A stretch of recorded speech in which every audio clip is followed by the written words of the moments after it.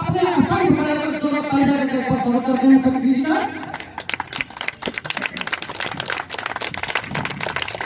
बजाते रहो, बजाते रहो।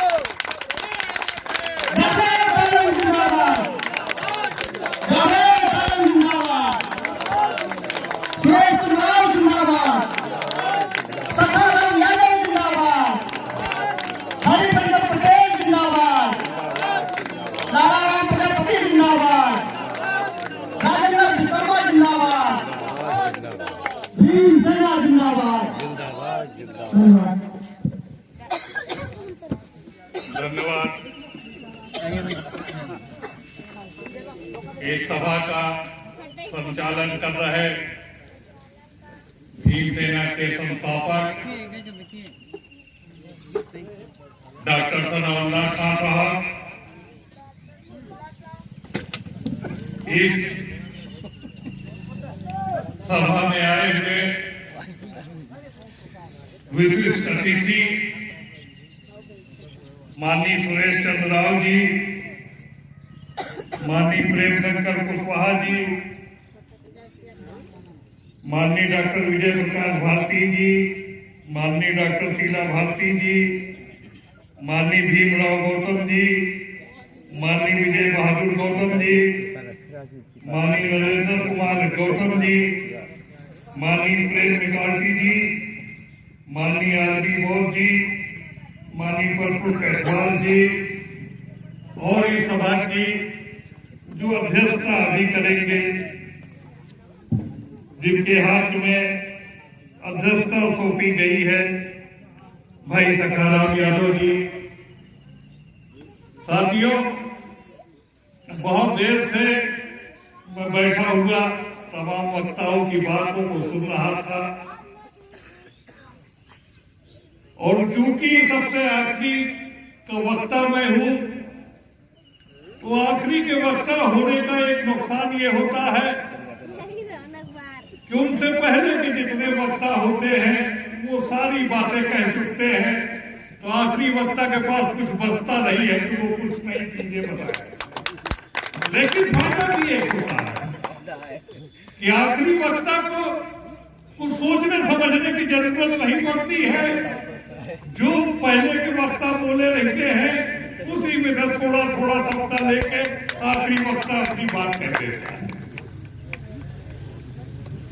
लेकिन आज ये सभा ऐसी सभा नहीं है कि थोड़े थोड़ा सी बातें सारे वक्ताओं की लेके मैं अपनी बात कह दूं, क्योंकि ये सभा बहुत महत्वपूर्ण सभा होती है। किसी भी संगठन की या किसी पार्टी का जो कार्यकर्ता सम्मेलन होता है वो बहुत ही महत्वपूर्ण होता है, क्योंकि उसी कार्यकर्ता सम्मेलन में कार्यकर्ता अपनी बात रखते हैं, नेता अपनी बात रखते हैं और ये सारे लोग जो अपनी बात रखा करते हैं, चाहे वो कार्यकर्ता हो चाहे पदाधिकारी हो, वो सारे के सारे लोग संगठन को कैसे मजबूत किया जाए, संगठन को कैसे विस्तार दिया जाए, वो कौन कौन सी गतिविधियां शुरू की जाए जिससे संगठन को मजबूती मिल सके, इसमें ये विचार किया जाता है। कार्यकर्ता सम्मेलन इसीलिए हुआ करता है कि अपने संगठन के लिए, अपने संगठन की मजबूती पे बात की जाए। और हमें ये कहते हुए खुशी हो रही है कि आपका जो संगठन है, हमारा जो संगठन है, डॉक्टर सनाउल्लाह खान साहब का जो संगठन है, इस मंच पे जो लोग बैठे हैं उनका जो संगठन भीमसेना है, वो वाकई में बहुत मजबूत है।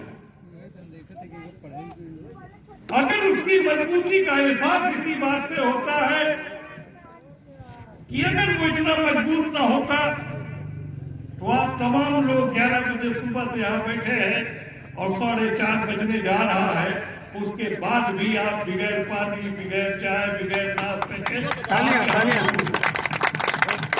और लोगों के कार्यकर्ता सम्मेलन में आपको घर से लाया भी जाता है, आपको पूरी सब्जी भी दी जाती है, आपको पानी की बोतल भी दी जाती है, लेकिन उसके बाद भी लोग 2 घंटे से ज्यादा उस सम्मेलन या रैली में नहीं बैठा करते। लेकिन आप सुबह से यहां बैठे हुए, इसके माने आप ईमानदारी के साथ भीम सेना के जो कार्यक्रम है, भीम सेना जो दलित, पिछड़े, उत्पीड़ित समाज के लिए करना चाहते हैं, उसको आप मान्यता देते हैं, उसके लिए आप दृढ़ संकल्प हैं। लेकिन साथियों, अभी 21 फरवरी को जो मांडा में भीम सेना का स्थापना दिवस हुआ था, उस स्थापना दिवस को आपके भीम सेना के लोगों ने, आपके भीम सेना के नेताओं ने उस स्थापना दिवस को भूमि अधिकार रैली में तब्दील किया था। आपके भूमि अधिकार रैली को डॉक्टर सनाउल्लाह खान साहब, राव साहब और जितने भी पदाधिकारी हैं भीम सेना के, उन्होंने स्थापना दिवस को कहा था कि हम भूमि अधिकार रैली के रूप में मनाएंगे, और वो भूमि अधिकार रैली के रूप में मना। भूमि अधिकार रैली के बारे में आप, भूमि का जो अधिकार है उसके बारे में तमाम लोगों को मालूम होगा। ये सिर्फ भीम सेना ही है, तमाम लोगों को आपने जमीन से आसमान तक पहुंचाया, तमाम लोगों को बड़े बड़े पदों पे बैठाया, तमाम लोगों के पीछे पीछे घूम के उनको इतना आगे कर दिया कि जहां से लोग घूम के भी आपको नहीं देख पा रहे हैं। लेकिन ये भीम सेना ही है जिसने आपके भूमि के अधिकार के सवाल को उठाने का काम किया। हमें बताइए कोई आदमी क्या आज तक किसी ने आपके भूमि के अधिकार के सवाल को उठाया? किसी संगठन ने ये कहा कि जो भूमिहीन लोग हैं उनको सरकार भूमि दे? किसी ने उठाया? लेकिन नहीं, किसी ने नहीं उठाया। ये सिर्फ भीम सेना ही है जो आपके हक हकूक की जो लड़ाई है उसके लिए संघर्ष कर रही है। लेकिन इसके साथ साथ मैं ये भी कहना चाहता हूं कि सिर्फ अगर आप सोचिए कि आपकी जो भी हक हकूक की लड़ाई है वो सिर्फ भीम सेना लड़ेगी और आप घर में रहेंगे तो यकीन रखिए भीम सेना वो लड़ाई नहीं लड़ पाएगी। उसके लिए आपको एकजुट होना पड़ेगा, भीम सेना के बैनर के तले आना पड़ेगा। और अगर आप भीम सेना के बैनर के तले आ गए तो यकीन रखिएगा कि आपकी जो भी हक हकूक की लड़ाई है, भीम सेना ये नहीं कहती कि हम आपके घर के सामने गुलाब के फूल खिला देंगे या आपके चेहरे पे लाली ला देंगे। लेकिन इतना जरूर विश्वास दिलाना चाहता हूं कि आपके जो भी हक हकूक की लड़ाई होगी वो भीम सेना लड़ेगी और अगर आपका साथ रहा तो यकीनी तौर पर भीमसेना उस लड़ाई को लड़के जीतेगी, इस बात का विश्वास दिलाना चाहता हूं। लेकिन इसके साथ साथ आपको भी अपनी जिम्मेदारी का निर्वहन करना पड़ेगा।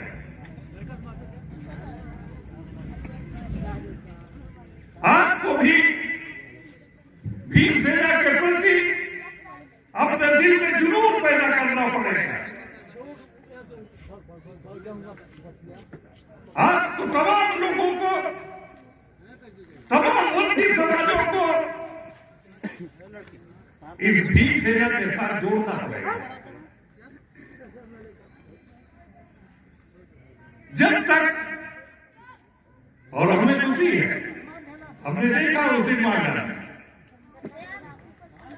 कि 10,000 लोग इकट्ठा थे। भीमसेना की ताकत बढ़ी है,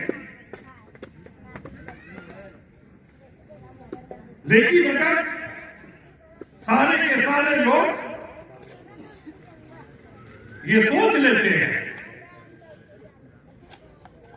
कि हमको गरीबों की मदद के लिए, हमको बेसहारों की मदद के लिए, हमें उत्पीड़ित समाज की मदद के लिए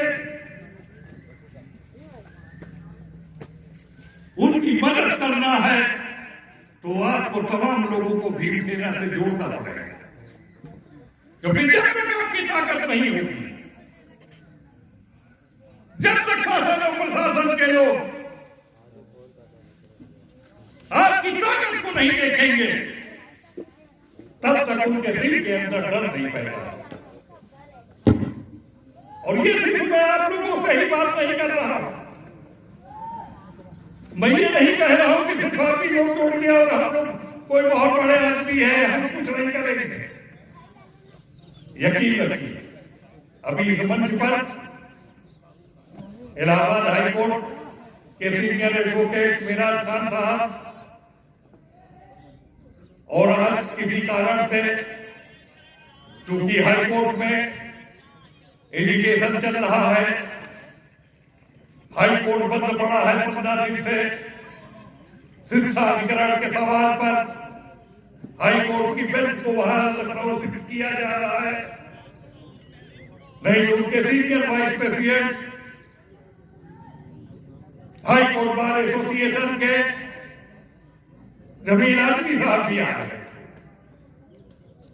लेकिन कल उनकी बाइक रैली और परसों प्रयागराज बंद का आह्वान है, तो आज उनकी जनरल मीटिंग चल रही थी, इसलिए वो नहीं आ पाए।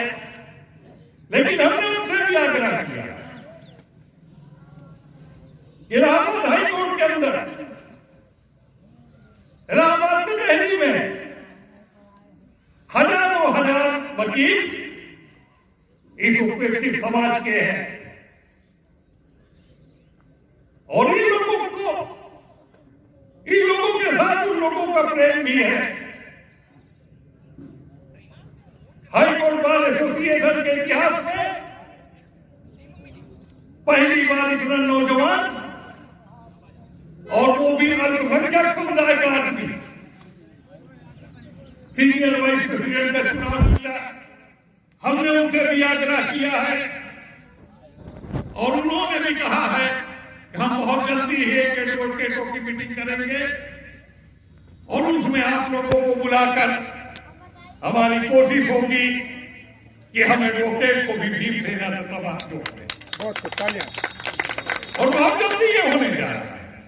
और सिर्फ यही नहीं, हमारी तमाम बुद्धिजीवियों से, जिनका कोई राजनीतिक कैरियर नहीं है, जो किसी राजनीतिक पार्टी से नहीं है, लेकिन समाज के लिए अच्छा काम कर रहे हैं, उनसे भी बात चल रही है।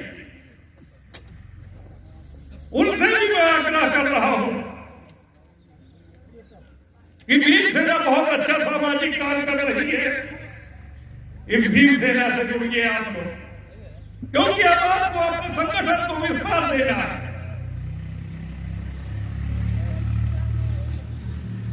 जब तक आप अपने संगठन को विस्तार नहीं दे पाएंगे, तब तक कोई बड़ी लड़ाई आप लड़ नहीं पाएंगे। जाने दो, अरे ठीक है, मैं इसलिए मैं आप तमाम लोगों से आग्रह करूंगा, इस इलाहाबाद जिले में 23 ब्लॉक है, लेकिन जो भीमसेना के व्हाट्सएप के जरिए से मैं देखता हूं कि 1-2 ब्लॉक में ही लोग सक्रिय हैं, 1-2 ब्लॉक में ही